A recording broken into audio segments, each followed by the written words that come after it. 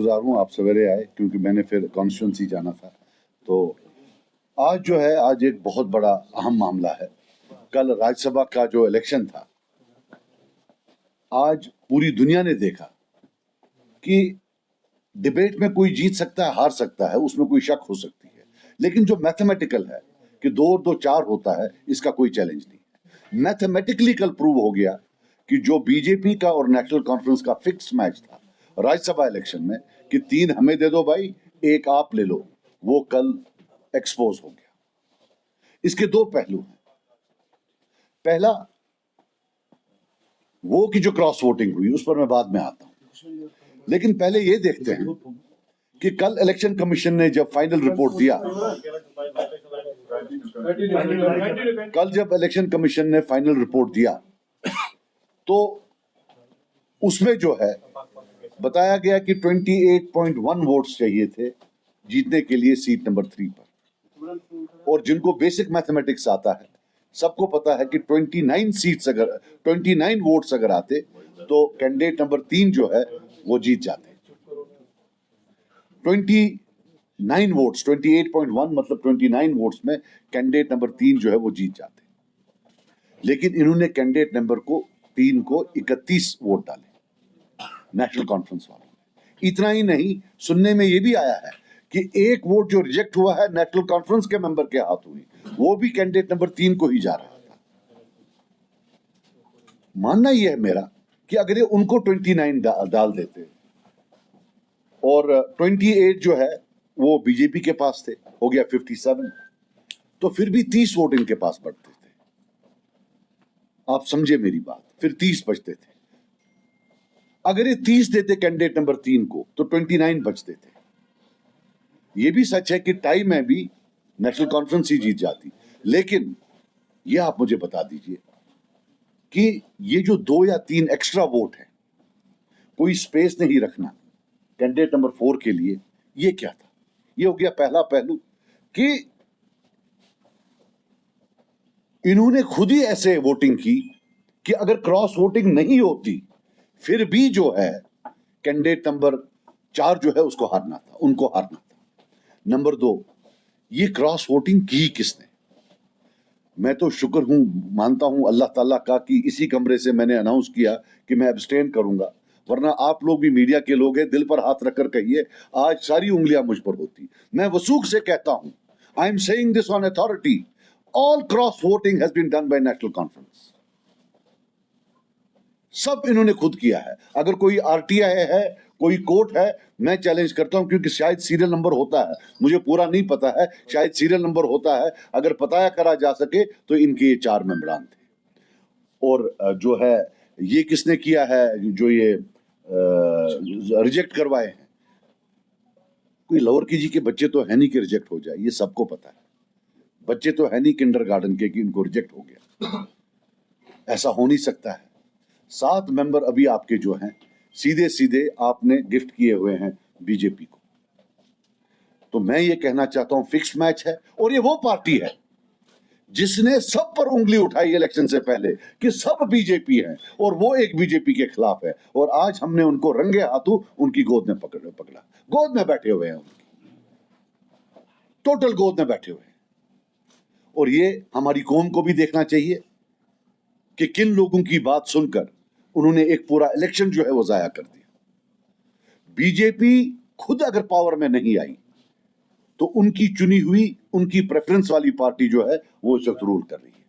This is my basic, जो मैं आपको यहां लाया बताने के लिए कि ये देखिए, ये एक फिक्स मैच था, दिल्ली के साथ तय था, कांग्रेस वालों को इन्होंने वोट सीट नहीं दी, और सुनिए ये एक कांग्रेस को ये सीट नंबर 4 दे रहे थे, ये हारने वाली।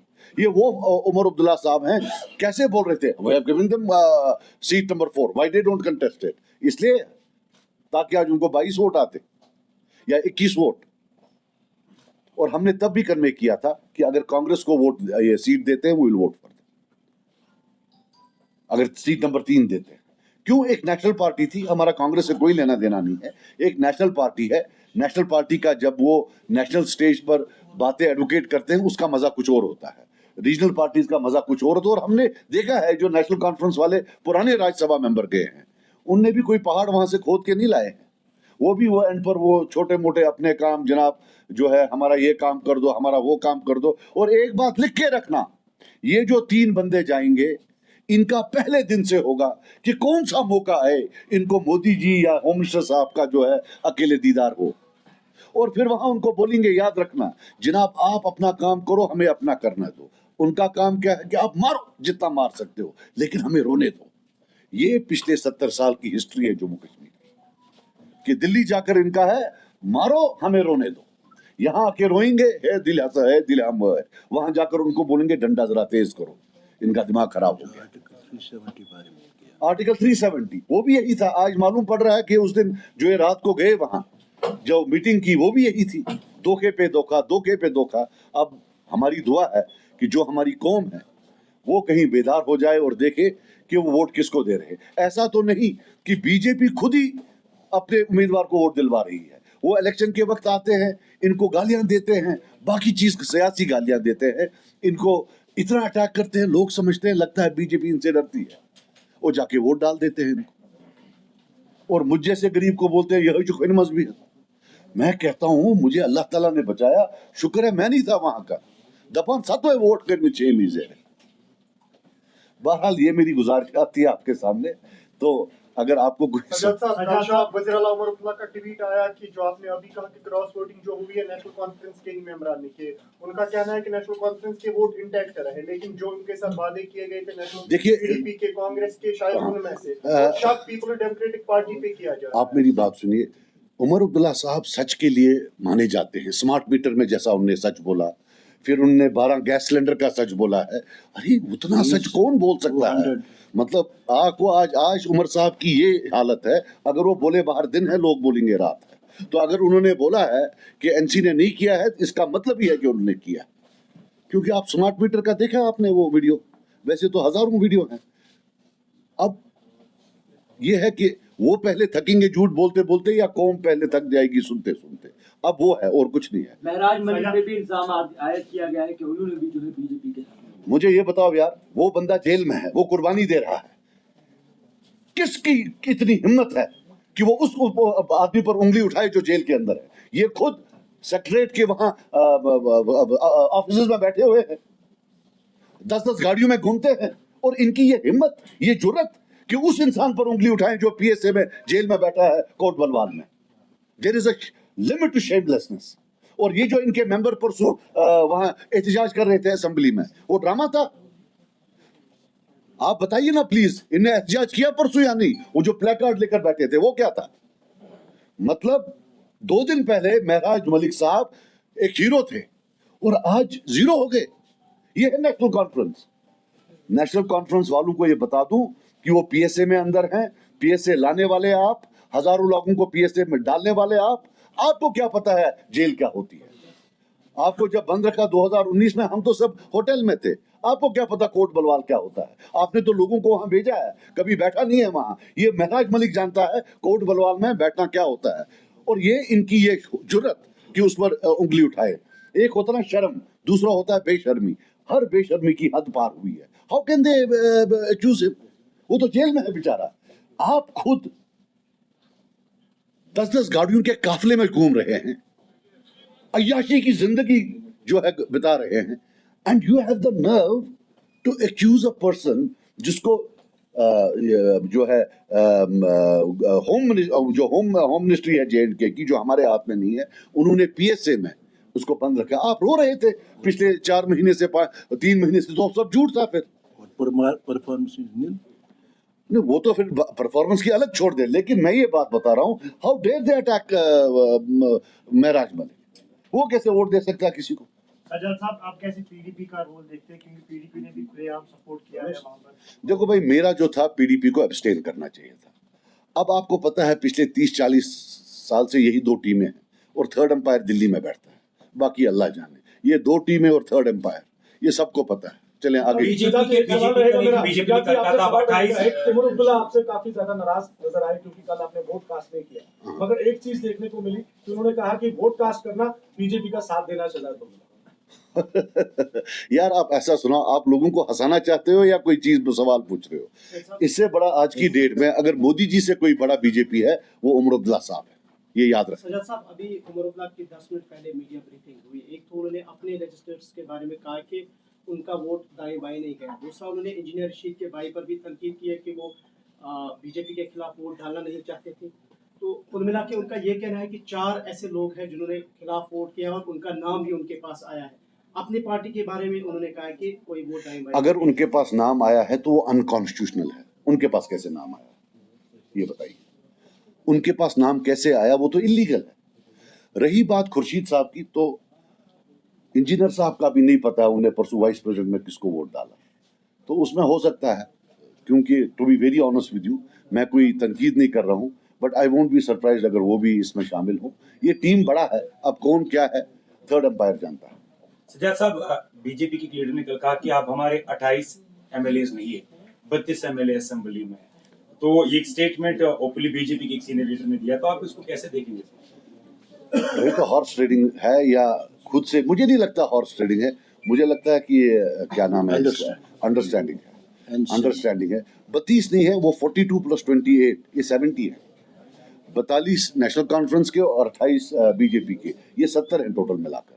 तो उसमें जो है ये एलओपी साहब और जो सीएम साहब है वो जॉइंट इनके जो हेड हैं। आपस में सब जो है ड्रामा वामा, फोटो भी आपने देखे होंगे, जो स्पोक्स पर्सन्स के साथ वो फोटो, फिर जो वो बाकी फोटोज देखे होंगे कैसे गले मिल रहे हैं। अगर आम कश्मीरी कहीं नजदीक लिखा वो तो तमिस सनन मरित तमिस दिन हुक्म कुफर पान क्या शासन नैली नाल है अल्लाह ताला दीन माफी मर या कोमस करिन बेदार। एलओपी साहब ने इस स्टेटमेंट पर भी कल जवाब दिया। उन्होंने कहा था कि हमारी लड़ाई विचारधारा से है, किसी व्यक्ति से नहीं है। तो हाथ मिलाना या फिर किसी तरीके का कोई भी कार्य करना, उसमें कोई आपत्तिजनक चीजें नहीं होनी चाहिए। बोनो कहा था। अब मैं एक बात बता दूं, अगर उमर साहब आला किस्म के एक्टर हैं तो एलओपी साहब भी कोई कम एक्टर नहीं है, वो भी जबरदस्त एक्टर है। एक्टिंग में दोनों की बड़ी महारत है। हम ऐसी बात नहीं, मैं दोनों की इज्जत करता हूँ, लेकिन एक्टिंग में दोनों जो है लगता है वो मुंबई में होता ना FTI वहां से पढ़ के आए। सर कांग्रेस की सारे रूल को आप कैसे देखते हैं? उन्होंने पहले कहा सेफ सीट नहीं मिली, फिर ऐसा लग रहा था शायद वो पोलिंग में हिस्सा भी नहीं लेंगे, लेकिन बाद में उन्होंने कहा हाईकमान ने हमें कहा है कि पोलिंग में हिस्सा भी नहीं लेंगे। और कल जिस तरह तारीख में तना साहब का ट्वीट भी आया वो तंज भी था, और वहां पे जो है उन्होंने जो है इनको कांग्रेचुलेट भी किया। How do you see it all? देखिए मेरी बात सुनिए, मुझे बहुत इज्जत है सब नेशनल पार्टीज की इंक्लूडिंग कांग्रेस, और मैं कांग्रेस हाईकमान राहुल गांधी जी से भी अपील करूंगा यहाँ एज अ कश्मीरी कि या तो आप ओपनली बीजेपी के खिलाफ रहिए या उन पार्टियों को सपोर्ट मत करिए जो बीजेपी की गोद में। कांग्रेस के पास एक प्लस पॉइंट है, वो एक वाहिद पार्टी है जिनका माजी बीजेपी से जुड़ा नहीं है, ना फ्यूचर में कभी वो बैठ सकते हैं। वो मुल्क के लेवल पर, नेशनल लेवल पर दो अपोजिट पार्टीज हैं। जब कांग्रेस किसी के साथ जुड़ जाती है जम्मू कश्मीर में, तो लोग ये प्रिज्यूम कर देते हैं कि ये एंटी बीजेपी होगा, वरना कांग्रेस के साथ कैसे बैठता। यही राहुल गांधी साहब, मैं इनको बोलता हूं कि आपने क्यों, आप तो इतने बड़े लीडर हैं, आप पूरे हिंदुस्तान के लीडर हैं, आपने क्यों कांग्रेस को मतलब बिल्कुल जो है महदूद कर दिया है in the lens of two families, two parties? क्यों आप हम पर ये जुल्म कर रहे हैं? आप आए, आप इलेक्शन में उमर अब्दुल्ला साहब के घर गए, उनको एक क्रेडिबिलिटी मिली, उस क्रेडिबिलिटी को है उन्होंने सबको बोला बीजेपी है और हम सबको क्रश कर दिया। हमने आपका क्या बिगाड़ा है? जब आप इनके घर गए वल्ला तब भी ये उनकी गोद में बैठे थे बीजेपी के, और आज भी ये बीजेपी की गोद में बैठे हैं। आप माने या ना माने, और मैं आपको बताऊं जितनी भी ये सो कॉल्ड इंडिया अलायंस में सेक्युलर पार्टीज हैं, मैं इनको आज चैलेंज करता हूं, do they know anybody apart from BDP and NC? They don't want to know anybody. उनका भी एक बहुत बड़ा रोल है कश्मीरी को एलियनेट करने में, वो किसी को जानना ही नहीं चाहते, बस इन दो खानदानों को जानना चाहते हैं। एक एलीट क्लब है, ये क्या एलीट क्लब है? क्या कश्मीरी किसी और आम कश्मीरी से वो हाथ नहीं मिलाना चाहते? अब ये जो कांग्रेस का मामला है, वो दिल पर हाथ रख कर कहे, are they not by proxy supporting BJP है? और एक मशवरा उनको दूंगा, पिछला बिहार इलेक्शन, तब फारूक अब्दुल्ला साहब ने चाइना का बोला, उसके बाद कभी चाइना का बोला? कांग्रेस साहब ऐसे बयान इनसे दिलवाएंगे, ये आपको वहां प्रॉब्लम होगी। हमारे नुकसान को छोड़िए, अपना नुकसान देखिए। आज डिजिटल मीडिया है, यहां कोई बयान देते हैं, उसका जो इम्पैक्ट है पूरे हिंदुस्तान में पड़ता है। हमारे नुकसान को तो आप छोड़ दीजिए, हमारे साथ क्या कर रहे हैं। आपके इलेक्शन आगे आ रहे हैं, इनसे क्या कहलवाएंगे अल्लाह ही जानता है। रोहन साहब, ये जो कल जे मीर साहब ने क्योंकि मैं आपको एक बात बता दूं, जो स्पेस इन दो पार्टीज को मिलती है वो तो हमें नहीं मिलती है हिंदुस्तान के खिलाफ बोलने के लिए। बाकी चीजों में हम करें तो हमको तो वहां जोधपुर भेज देते हैं हमारे वर्कर्स। ये स्पेस जो है, it comes at a cost. They are being used politically in the entire country. कि बताओ ये, फिर वो वहां बोलते हैं देखो ये कांग्रेसों से मिले हुए, देखो वो ये क्या बोल रहे हैं। उनको समझ ही नहीं आ रही है वो क्या होना। हम पन्नू जुबान हम उनकी फिक्र था 100% जो है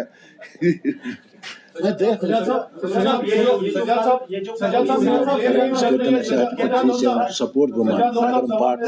सर, ये जो कल जे मीर साहब ने अर्ज किया है चीफ मिनिस्टर को कि जिस तरीके से नॉन बीजेपी पार्टी एक साथ हुई है, एक ऑल पार्टी डेलीगेशन दी जाए ताकि वो राइटफुल डिमांड्स को लेके गवर्नमेंट ऑफ इंडिया को प्रेशराइज करे। तो किस तरह से आप इसको ऑल पार्टी? मैं बिल्कुल सपोर्ट करता हूं, लेकिन हकीकत सच होनी चाहिए। जब हम वहां बैठेंगे, उमर अब्दुल्ला साहब उस साइड होने चाहिए बीजेपी वालों के साथ, और हम उनको फिर डिमांड करेंगे। बट मैं मीर साहब की जो डिमांड है बिल्कुल जायज है। इनको बीजेपी समेत सबको लेना चाहिए और वहां मिलना चाहिए। अलायंस के 70, 48, 42 उनके, 28 इनके, और बाकी हम सब जाएंगे। इसमें क्या है। सज्जाद साहब, आपने कहीं ना कहीं जो है नेशनल कॉन्फ्रेंस पर इल्जाम लगाया कि उन्होंने कहीं ना कहीं मैच फिक्स किया है बीजेपी के साथ। तो इस हवाले से कांग्रेस, आपको नहीं लग रहा कि एक कंफ्यूजन का शिकार हो रही है? तो आप कांग्रेस को क्यों नहीं अप्रोच कर रहे हैं एक अलायंस के हवाले से, सो दैट कि जम्मू कश्मीर में जो फर्दर आने वाला कल है सियासत का, वो स्ट्रांग हो। ये अलायंस जो आप मैच फिक्सिंग की कहते हैं, उस हवाले से आपका स्ट्रेटजी क्या रहेगा? यार वो पहले तलाक तो देने वहां, फिर बाद में देखते हैं। सज्जाद साहब, असेंबली का इसे पट करो क्या चुकाना। सज्जाद साहब, असेंबली का ऑटम इजलास चल रहा है, बहुत से मामला है, स्टेट बिल को छोड़ के रिजर्वेशन का मामला, मुलाजिम का मामला। क्या आपको लगता है कि आज के इस इजलास में जो 31 तक चलेगा मामला हल होंगे? ये इन्होंने 5 दिन रखा है, ये एक शैम है। ये सिर्फ वक्त पूरा करने के लिए, जो 6 महीने का वक्फा होता है ना, ये सिर्फ उसके लिए है और किसी चीज के लिए नहीं। जहां तक रिजर्वेशंस का मामला है, मैं आपको एक चीज बता दूं यार, प्लीज आप सुन ले प्लीज। जहां तक रिजर्वेशंस का मामला है, ये गवर्नमेंट जो है, ये गवर्नमेंट कत्ल करने निकली है यहाँ मेरिट को, ओपन मेरिट को। और एक चीज आपको मैं बता दूं, आने वाला कल का डिजास्टर जो जम्मू कश्मीर में होगा वो रिजर्वेशंस की वजह से होगा। और मैं आज यहाँ बोलता हूँ, आई विल नाउ इंशाल्लाह, हम अब ये बहुत सारे बयान हो गए, अब हम ग्राउंड पर जाकर एजिटेशन करेंगे अगेंस्ट रिजर्वेशंस। बहुत हद हो गई, हद पार हो गई। हम जाएंगे, भूख हड़ताल करना पड़े, लोगों को जमा करना पड़े, मैं आज बोलता हूँ हम घर घर जाकर, बिकॉज अनफ इज अनफ। और ये ड्रामा कर रहे हैं, झूठ बोल रहे हैं। इनको तो सब कमेटी बनाने में जब अमीर की बात होती है 2 मिनट लगते हैं। सब कमेटी बन रही है, ये क्या कोई क्लासिफाइड डॉक्यूमेंट्स है? हम रिपोर्ट टेबल नहीं करेंगे, क्या हो रहा है ये? They are lying through their teeth. और एक बात बताऊं, इसमें जो कश्मीर का जिला है वो डैमेज हो रहा है, वो बहुत बहुत बुरी तरह से डैमेज हो रहा है। लिस्ट पे लिस्ट निकले जा रहे हैं और कश्मीरी कहीं है ही नहीं। इतना ही नहीं, जो हमारे एसटी हैं वो भी कहीं नहीं है। तुम तिशन कोई नहीं। तो ये तो एक बड़ी प्रॉब्लम है। रिजर्वेशन पॉलिसी को लेकर अगर